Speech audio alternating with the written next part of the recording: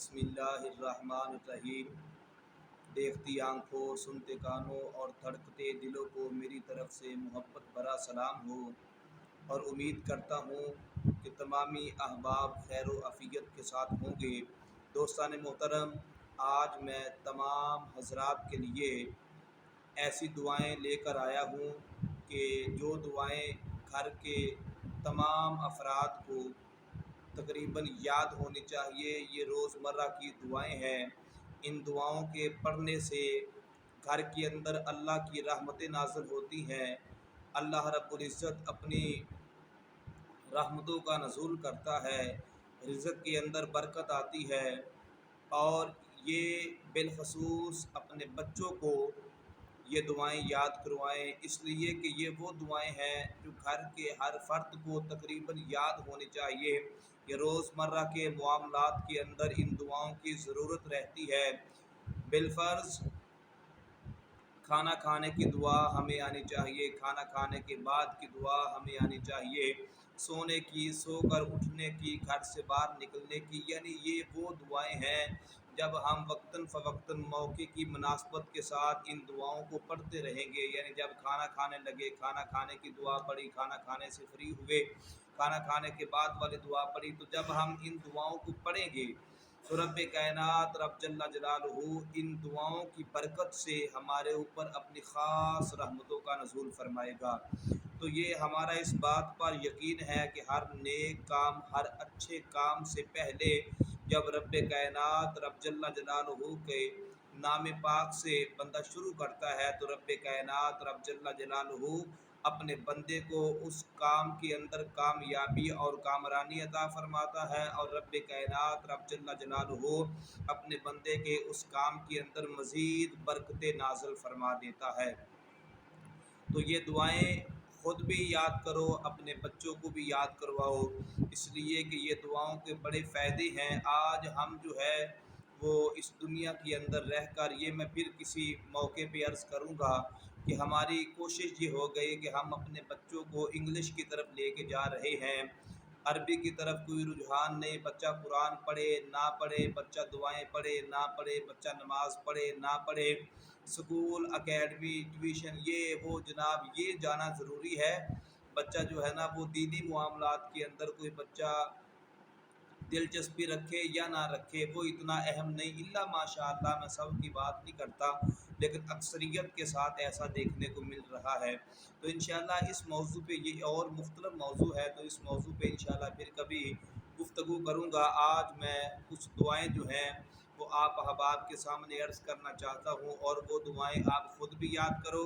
اور اپنے بچوں کو بھی یاد کرواؤ، اور جب جب آپ یہ دعائیں پڑھتے رہو گے آپ کے بچے دعائیں پڑھتے رہیں گے، انشاءاللہ رب کائنات رب جل جلالہ آپ کے رزق میں، مال، جان، اولاد، عزت، آبرو میں، آپ کے گھر پہ، زندگی کے تمام طرح کے معاملات کے اندر رب کائنات رب جل جلالہ خاص الخاص اپنی خاص رحمتوں کا نزول فرمائے گا۔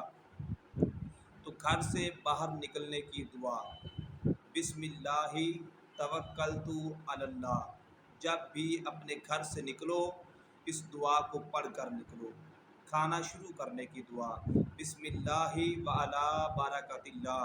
یعنی جب بھی کھانا شروع کرنے لگو تو یہ دعا پڑھ کر کھانا شروع کرو، اور جب کھانا کھا کر فری ہو جاؤ تو پڑھو الحمدللہ الذی اطعمنا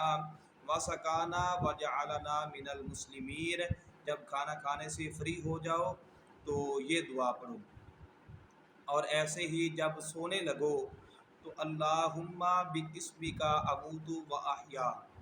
یہ سونے کی دعا ہے۔ سونے لگو تو اس دعا کو پڑھو، رب کائنات رب جل جلالہ ایک تو پرسکون طریقے کی نیند عطا فرمائے گا،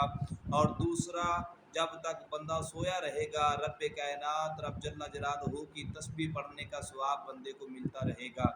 اور ایسے ہی جب سو کر اٹھے تو پڑھے الحمدللہ الذی احیانا بعد ما اماتنا والیہ النشور۔ جب سو کر اٹھے تو سب سے پہلے یہ دعا پڑھے کہ رب کائنات رب جل جلالہ کا نام لے کر بندہ سوئے، اور رب کائنات رب جل جلالہ کا نام لے کر بندہ اٹھے، اللہ کا نام لے کر بندہ کھانا شروع کرے، اللہ کا نام لے کر جو ہے جب کھانا بندہ کھا کر فری ہو جائے، کھانا کھا کر فارغ ہو جائے تو پھر اللہ کا نام لے، تو میرا بھائی زندگی کے ہر لمحے میں برکتیں ہی برکتیں نازل ہوتی جائیں گی۔ اور ایسے ہی جب مسجد میں داخل ہونے لگو، اللہم افتح لی ابواب رحمتک، یعنی جب مسجد میں داخل ہونے لگو اپنا دایاں پاؤں جو ہے وہ مسجد کی دہلیز پہ رکھو، مسجد کے دروازے میں جب اندر داخل ہونے لگو تو پڑھو اللہم افتح لی ابواب رحمتک، اور جب مسجد سے باہر نکلو تو پڑھو اللہم انی اسألک من فضلک و رحمتک، اور جب مسجد سے باہر نکلو تو اپنا بایاں پاؤں جو ہے وہ پہلے مسجد کے باہر رکھو، اور گھر کے اندر داخل ہونے کی روٹین بھی یہی ہونی چاہیے، جب گھر میں داخل ہونے لگو تو اپنا دایاں پاؤں پہلے اندر رکھو، اور جب گھر سے باہر نکلنے لگو تو اپنے بایاں پاؤں جو ہے وہ پہلے گھر سے باہر نکالو۔ اور ایسے ہی علم میں اضافے کے لیے ربی زدنی علما، اکثر اوقات جو ہے وہ دوست احباب شیطانی وسوسوں کی لپیٹ میں آ جاتے ہیں، پریشان رہتے ہیں، جناب ہمیں شیطانی وسوسے طرح طرح کے خیالات ہماری زندگی میں سارا دن ساری رات جو ہے وہ ہماری زندگی کو سکون نہیں ہے، تو وہ کثرت کے ساتھ اعوذ باللہ من الشیطان الرجیم اس کو، اور اگر کوئی دوست زیادہ پڑھا لکھا ہے یعنی وہ یاد کر سکتا ہے تو وہ پڑھے اعوذ بکلمات اللہ التامات من غضبہ